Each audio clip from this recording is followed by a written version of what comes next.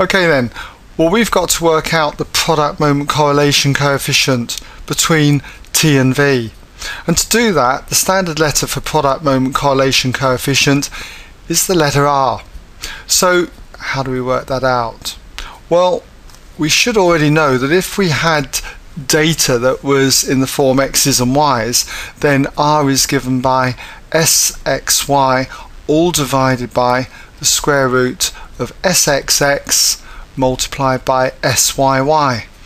This is a formula that generally appears in most books of statistical tables, so look out for it in case it's there, and nonetheless I would still recommend that you do try and learn it. So when it comes to our question here, the x and y is t and v, so we've got s tv all divided by the square root of STT and SVV. So we'll just mark that in there, STT and SVV. So let's just work this out, see what we get.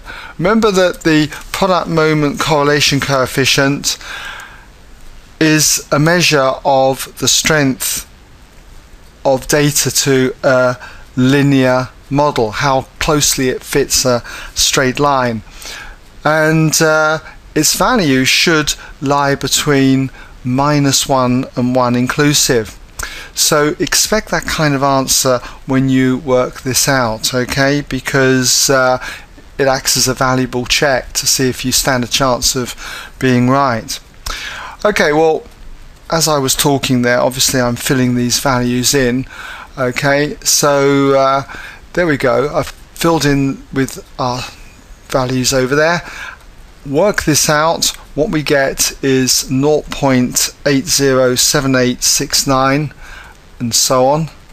And if we round that, okay, we're going to get, say, 0.808 to 3 decimal places. So we've got our value then of R. It certainly lies between -1 and 1, so that looks good. And we'll talk about this in the next part of the question.